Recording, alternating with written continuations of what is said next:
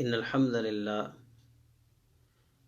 والصلاة والسلام علی رسول اللہ اما بعد قال اللہ تبارک و تعالی فی القرآن المجید والفرقان الحمید واذکر فی الکتاب ابراہیم انہ کان صدیقا نبیا۔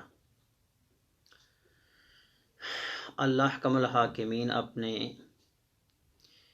پیارے حبیب نبی مکرم علیہ التحیۃ والسلام کو مخاطب کر کے فرما رہے ہیں کہ لوگوں کے سامنے جناب ابراہیم خلیل اللہ کا تذکرہ کیجیے، آپ اللہ کے سچے نبی تھے۔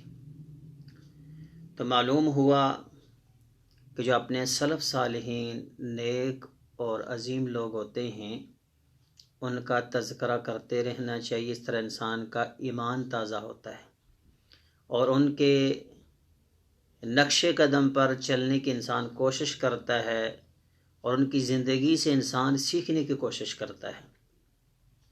آج اس مختصر ویڈیو کلپ میں جن عظیم ہستی کا میں تذکرہ کرنا چاہتا ہوں ان کا نام ہے امام ابو حنیفہ رحمہ اللہ تعالی رحمۃ واسعہ۔ ویسے تو امام صاحب کی سیرت یا آپ کے مرتبہ مقام کو بیان کرنے کے لیے یہ 4-5 منٹ کا ویڈیو کلپ نہیں بلکہ آپ کی سیرت پر متعدد کتب لکھی گئی، اور گھنٹوں کے حساب سے اگر بندہ لیکچر دیتا رہے تو آپ کی سیرت پھر بھی ختم نہیں ہو سکتی۔ تاہم مختصراً تعارف اپنے بھائیوں کے لیے امام صاحب کے حوالے سے پیش کرتا ہوں۔ امام صاحب کا نام نعمان ابن ثابت تھا اور آپ کی کنیت تھی ابو حنیفہ رحمہ اللہ تعالی۔ آپ عراق کے مشہور شہر کوفہ میں سن 80 ہجری میں پیدا ہوئے، اور جس وقت آپ جوان ہوئے تو آپ نے اپنے والد محترم کے ساتھ اسی طرح کپڑے کا کاروبار کرنا شروع کیا جس طرح آپ کے والد ایک تاجر تھے، آپ نے بھی ان کے ساتھ کاروبار کرنا شروع کر دیا۔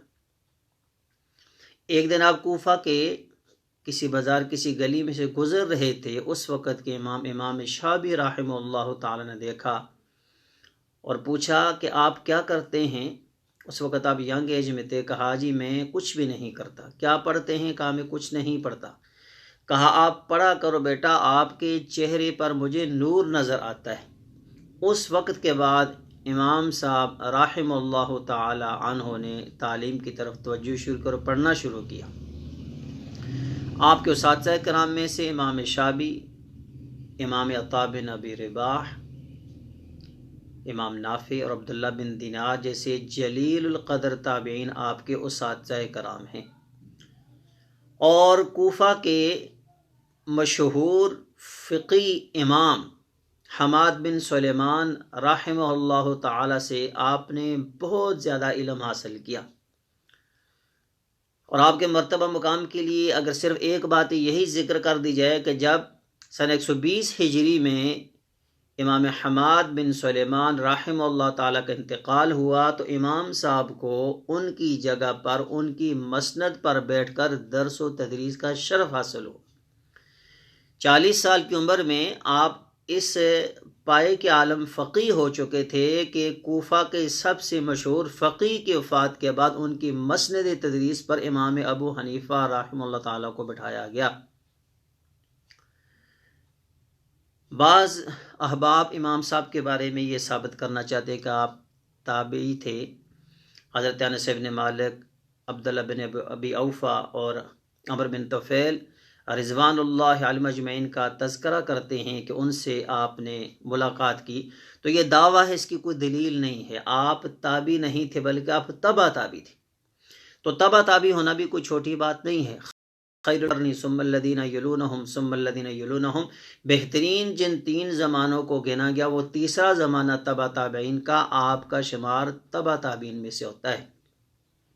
امام صاحب کا طریقہ اجتہاد یا مسئلہ آپ کس طرح اخذ کرتے آپ فرماتے ہیں، پہلے میں قرآن میں دیکھتا ہوں، اس کے بعد میں حدیث میں دیکھتا ہوں، اگر یہاں سے مجھے کوئی چیز سمجھ نہ لگے پھر میں صحابہ کرام کا اجتہاد دیکھتا ہوں، صحابہ کرام کا عمل دیکھتا ہوں، صحابہ کرام نے کیا عمل کیا وہ دیکھتا ہوں۔ اگر وہاں سے نہ ملے تو پھر جس طرح امام سعید ابن جبیر، عطا بن رباح عبداللہ بن دینار اجتہاد کرتے ہیں، پھر میں بھی اسی طرح اجتہاد کرتا ہوں۔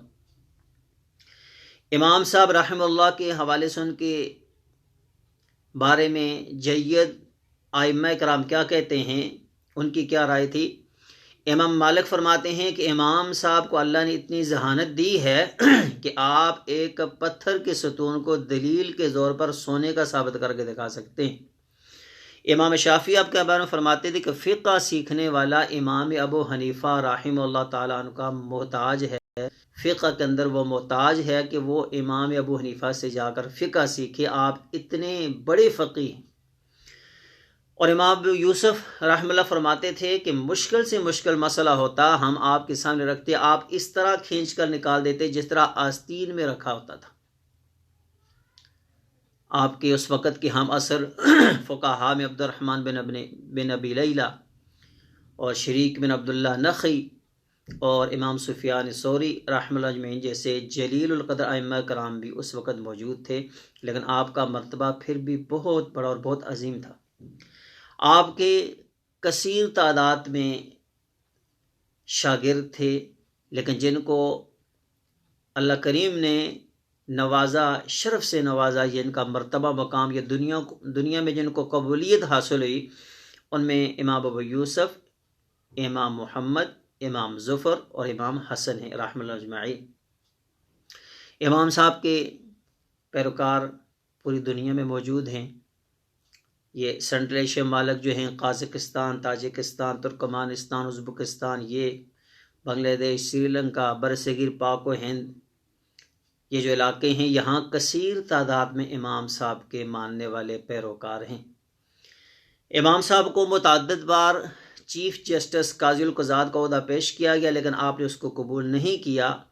شاید آپ کے ہاں نبی صلی اللہ علیہ وسلم کی وہ حدیث تھی کہ جس کو کسی مسلمانوں کے معاملے کا والی بنا دیا گیا فَكَأَنَّمَا ذُبِحَ بغیر سکین، گویا کہ وہ ایک چھری کے بغیر ہی ذبح کر دیا گیا۔ یعنی اتنا بڑا معاملہ ہے کہ جو مسلمانوں کا رہبر بنتا ہے، رہنما بنتا ہے، کسی بھی معاملے میں مسلمانوں کی ذمہ داری قبول کرتا ہے، پھر اس کی آزمائش شروع ہو جاتی ہے۔